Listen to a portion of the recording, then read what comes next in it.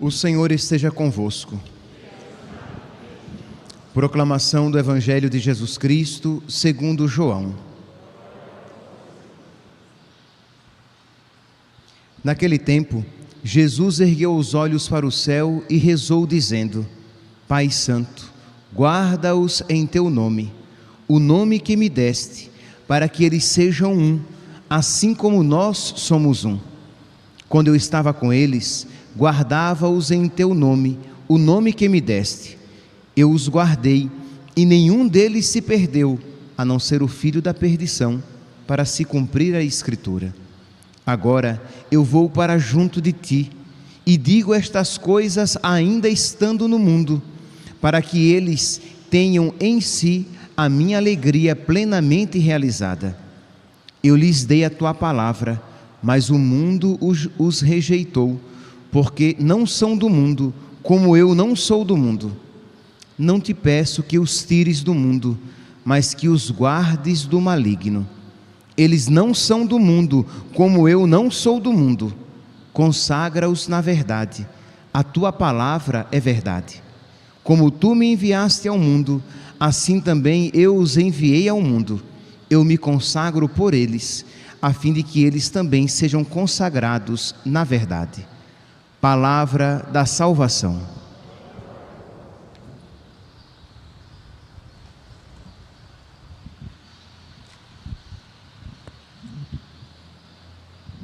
Caríssimos irmãos e irmãs, existe uma estreita ligação entre a primeira leitura de hoje e o Evangelho, porque ambos falam de despedida. Na primeira leitura, retirada dos Atos dos Apóstolos, no capítulo 20, São Paulo se despede dos cristãos de Éfeso, e é uma despedida lacrimosa, né? Eles se abraçam, eles choram, e São Paulo os adverte, dizendo: cuidai de vós mesmos. Atos dos Apóstolos, capítulo 12, versículo 28. Cuidai de vós mesmos e de todo o rebanho, sobre o qual o Espírito Santo vos colocou como guardas, para pastorear a igreja. Eu sei que depois que eu for embora, aparecerão lobos ferozes, que não pouparão o rebanho. Além disso, do vosso próprio meio aparecerão homens com doutrinas perversas, que arrastarão discípulos atrás de si. Por isso, estais sempre atentos.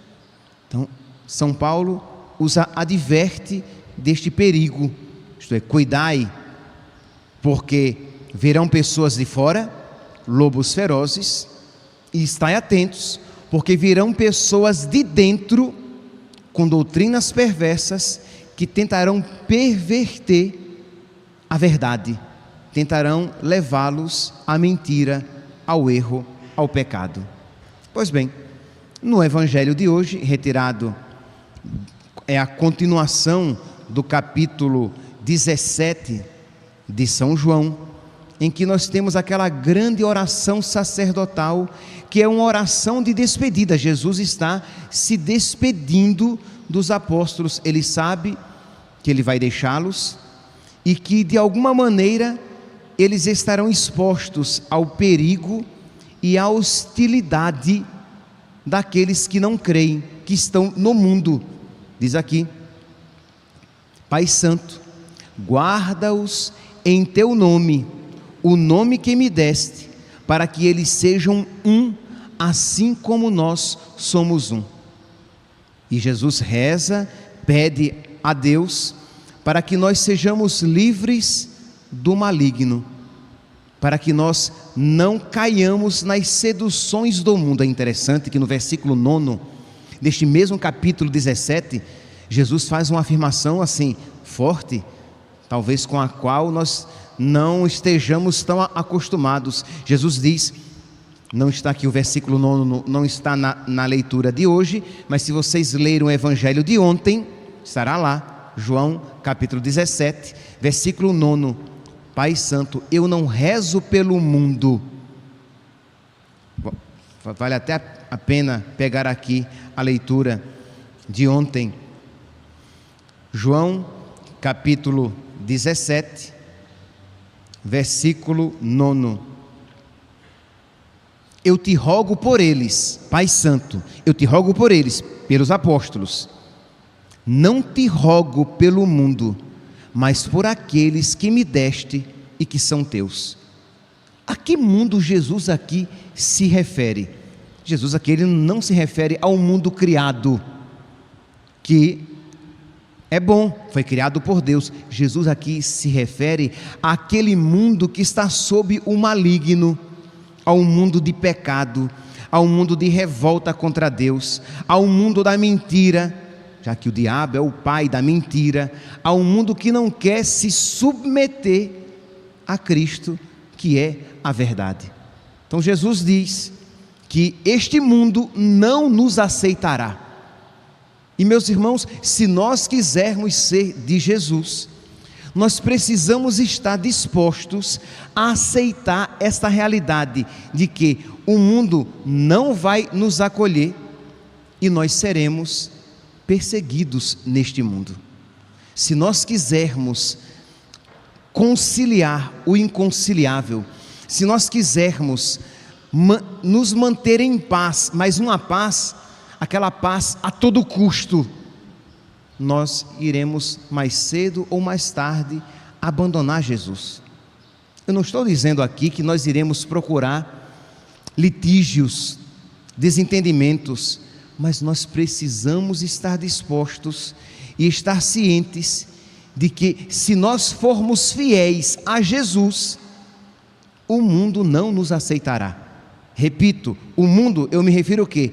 As pessoas mundanas não nos aceitarão. Por quê? Porque a verdade condena o erro. Se você estiver na verdade, se você estiver na luz, a luz revelará a feiura das obras que são feitas nas trevas. O mesmo São João, ou melhor, Jesus, no mesmo Evangelho de São João, diz: as obras das trevas, as trevas fogem da luz. Por quê? Para que as suas obras não sejam manifestas. Então as trevas não se agradam da luz. E isso não deve ser uma atitude arrogante nossa, não. Nós precisamos suplicar a Deus que de nós tenha misericórdia e nos preserve do pecado e nos estabeleça na luz por misericórdia dele. Senhor, por misericórdia, não permita que de ti eu me afaste e concede-me a graça de permanecer sempre na luz. Mas é claro, sabendo que quando eu permanecer na luz, quando eu permanecer em Deus, eu atrairei a inimizade do mundo. Mas meus irmãos, não há um outro caminho. Ou somos amigos do mundo e nos tornamos inimigos de Deus, ou somos amigos de Deus e nos tornamos inimigos do mundo, do príncipe deste mundo. Não há, e aqui, repito, é a grande tentação do cristão, dele querer se dar bem no mundo, isto é, dele querer transitar nos dois mundos. Ele quer transitar, ele quer estar bem com os cristãos, com Cristo, e ele quer transitar com os mundanos e estar bem com os mundanos. E saiba que quando você isso faz, a primeira coisa que você perde é Jesus. Então nós precisamos pedir a nosso Senhor que Ele coloque nos nossos corações esse conhecimento, essa certeza de que vale a pena perder o mundo e as suas seduções. E eu digo perder porque no início, o homem aqui eu me refiro ao ser humano. No início, para o homem que está se convertendo a Cristo, ele compreenderá o mundo e as suas seduções como algo desejável, como uma certa alegria, e perder aquilo será custoso, mas o maravilhoso será quanto mais você progredir em Deus, você verá que aquilo que até então, que aquilo que outrora você via como uma riqueza, como um valor, que aquilo era mal, que aquilo que até então você via como ouro, nem bijuteria é, isto é, não tem valor algum, que aquilo era danoso para a sua alma, para a sua salvação eterna. Então não tenha medo de perder algo por nosso Senhor. O Papa Emérito Bento XVI diz que ele convidava os jovens dizendo: não tenhais medo de perder algo por Cristo, porque na verdade quem acolhe Cristo não perde nada de bom. Quando nós abraçamos Cristo, aquilo que por causa dele perdemos, se perdemos é porque era mal, porque se era bom, nós não iremos perder. De alguma maneira nós encontraremos tudo em Cristo. Em Cristo eu tenho tudo. Gostava de repetir Santa Teresinha do Menino Jesus. Então nós precisamos pedir a nosso Senhor que Ele nos dê essa sabedoria, para que eu veja, não apenas, para que eu compreenda, não apenas agora. Eu falei, se diz, gente, Santa Teresinha disse isso. É verdade, em Cristo nós temos tudo, mas não é apenas esse conhecimento que nós precisamos ter. Você precisa pedir a Deus o conhecimento profundo, para que este conhecimento venha acompanhado com sabor, e você diga de uma maneira como até então nunca disse: é verdade, em Cristo eu tenho tudo. Por isso vale a pena perder tudo por causa dele. Por isso São Paulo vai dizer: eu tenho tudo em conta de esterco comparado a Cristo. Isto é, por ele eu perdi tudo, e diz São Paulo, cheio de felicidade. Então, quando nós compreendemos que Jesus é o valor maior, de que a amizade com nosso Senhor, de que estar com Ele, de que ser dele e tê-lo é a maior riqueza, nós não teremos medo, meus santos, de nos desapegar daquilo que o mundo nos apresenta como desejável e de valor. Então, pedir a nosso Senhor, nós rezamos durante a nossa novena, e nunca será demais repetir: a nossa mente iluminai, a nossa mente iluminai. Pedir: meu Deus, iluminai a minha inteligência, meu Deus, iluminai os meus afetos, meu Deus, iluminai a minha alma, a nossa mente iluminai, os corações enchei de amor, nossa fraqueza encorajai, que eu tenha força, que eu tenha coragem de vestir a camisa de inimizade com o mundo. Eu não quero ser amigo do mundo, porque este mundo, ele nunca foi amigo de Jesus, ele condenou o meu Senhor. Pois bem, é o primeiro passo, é o primeiro tópico aqui, né, de que eu tenho consciência de que eu estou no mundo, de que eu não sou do mundo, de que eu não devo ser seduzido pelo mundo, mas que eu devo converter o mundo. Aqui é o segundo passo, que até então tudo estava restrito ao seu mundo interior, né? Isto é, eu permaneço no mundo, mas eu não vou me deixar seduzir pelo pecado, e eu quero ser inimigo desse mundo de pecado, mas tudo estava restrito ao seu universo pessoal. Mas agora nós damos mais um passo, e eu preciso converter o mundo, eu preciso ser movido pela caridade. Então eu preciso ganhar os meus irmãos para Cristo, eu preciso ganhar os meus amigos para Cristo, eu preciso com caridade, mas com clareza, condenar o mundo e os seus erros, com caridade, mas com clareza.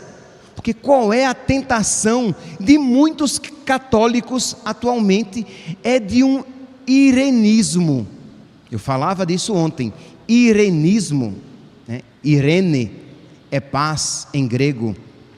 Irenismo é um pacifismo em que em nome da ausência de perturbação, eu negocio qualquer coisa, inclusive a minha fé.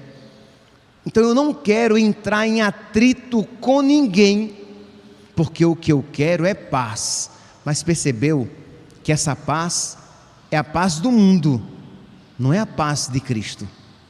Então nós cristãos estamos no mundo para converter o mundo, e é claro que isso nos angariará, nós iremos angariar problemas. No mundo tereis tribulações. No mundo o Senhor nos envia como ovelhas em meio aos lobos, mas nós precisamos entrar nesse combate primeiramente no âmbito espiritual, isto é, dobrar os meus joelhos e começar ali a rezar pelos meus irmãos, a rezar pelos meus amigos, pelos meus pais, pelos meus filhos, isto é, querer que eles saiam da mentira, que eles saiam do erro, que eles saiam do caminho do inferno. Que, meus irmãos, o que o diabo, o maligno, aqui nosso Senhor aqui se refere, né, no versículo 15, não te peço que os tires do mundo, mas que os livre do maligno. Então, o maligno, o diabo, ele quer colocar na nossa inteligência e no nosso coração a ideia de que as pessoas não precisam mudar, de que nós não precisamos mudar, de que Deus é muito bom, é muito bonzinho, e de que eu posso simplesmente levar a vida dessa maneira, de um modo tranquilo. Quando nós cristãos estamos no mundo para nos santificar, santificando os nossos irmãos. O nosso caminho de salvação passa pela minha atitude de ganhar corações para Cristo. Então nós precisamos ganhar o máximo de pessoas para Cristo. Esta semana agora, ela é chamada comumente de Semana da Unidade, de Corpus Christi, da Ascensão do Senhor até Pentecostes. Geralmente há a chamada Semana da Unidade dos cristãos, mas da unidade. Ora, mas o que é que significa aqui, meus santos, estar na unidade? Jesus até diz no início do evangelho de hoje: Pai Santo, guarda-os em teu nome, o nome que me deste, para que eles sejam um, como nós somos um. Aí lá embaixo, no versículo 17, Jesus diz: consagra-os na verdade, a tua palavra é verdade. Como tu me enviaste ao mundo, assim também eu os enviei ao mundo. Eu me consagro por eles, a fim de que eles sejam um, consagrados na verdade. Ora, a unidade, ela se dá na verdade. Se nós queremos, nesta semana da unidade, se nós queremos de verdade, se nós queremos ser um, nós precisamos estar na verdade. Ora, qual é a concepção que o maligno quer que nós tenhamos de unidade?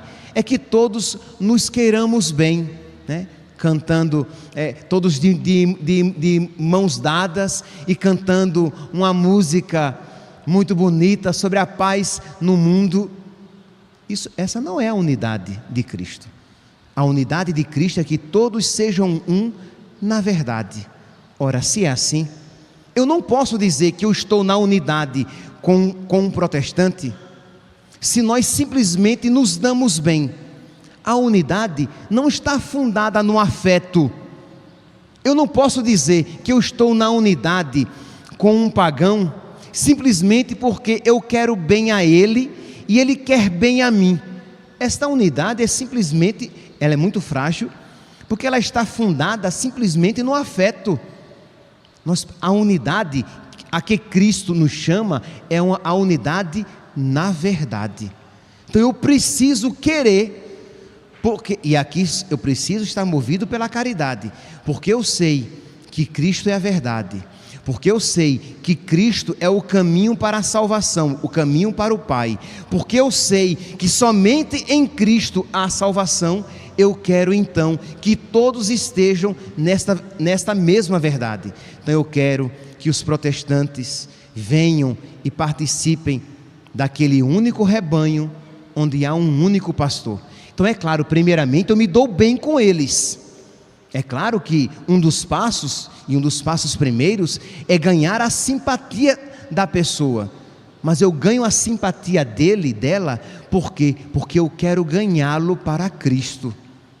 Ora, se é verdade que a Eucaristia é o corpo de Cristo, não pode ser verdade que a Eucaristia é simplesmente um sinal de união com Cristo.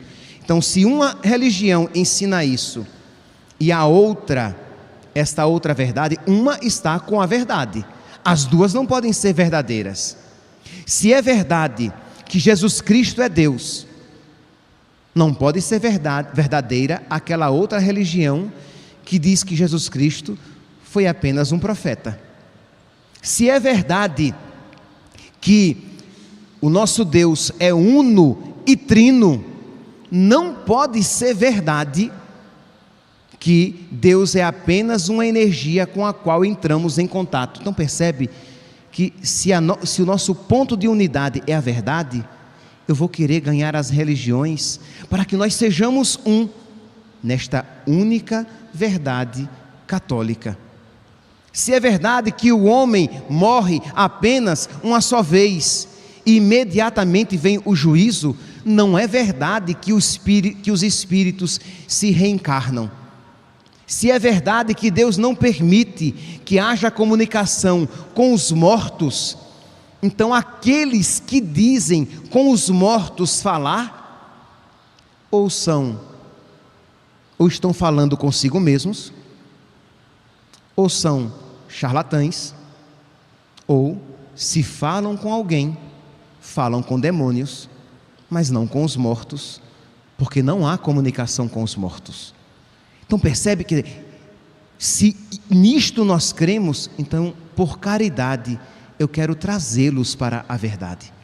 Então eu quero ganhar os espíritas, não porque eu quero que eles participem do meu grupo, não, mas porque eu creio que a Igreja Católica é a Igreja de Cristo, então eu quero ganhá-los para Cristo. Se é verdade que o meu corpo é de Deus, que ele é templo do Espírito Santo, então não é verdade meu corpo, minhas regras, faço com ele o que eu quiser. Então eu vou querer ganhar os pagãos e convertê-los para essa verdade, porque só existe unidade na verdade. Mas num mundo que não crer mais na verdade, tudo é válido e toda pseudo, falsa unidade fica apenas embasada no afeto. Meus irmãos, peçamos a Deus que nos faça crer que Jesus é a verdade, aquilo que Ele nos ensina é a verdade, e nós precisamos por caridade querer ganhar o maior número de pessoas para esta verdade, para Jesus Cristo. Peçamos ao nosso Senhor que retire da nossa mente todo o erro que o maligno, que o pai da mentira colocou na nossa cabeça, de modo que quando você ouve esse discurso, você até diz, mas isso aí é muito radical, mas foi Jesus quem disse, foi nosso Senhor que disse, quem comigo não recolhe, espalha. Quem comigo não recolhe, espalha. E eu sei que o contrário disso, infelizmente, é muito repetido por aí. Diz São Paulo, e com isso termino. Eu sei que depois que eu for embora, muitos virão, muitos aparecerão entre vós como lobos ferozes, que não pouparão o rebanho. E até mesmo do vosso próprio meio, aparecerão pessoas com doutrinas perversas, que arrastarão muitos discípulos atrás de si. Infelizmente, até mesmo entre nós, há quem pense totalmente diferente daquela maneira que Jesus nos ensinou e a que há mais de 2000 anos todo católico pensa. Então peçamos o Espírito da verdade, que Ele exorcize toda mentira, todo disfarce e toda ilusão que possa haver no nosso coração. Louvado seja nosso Senhor Jesus Cristo, para sempre seja louvado.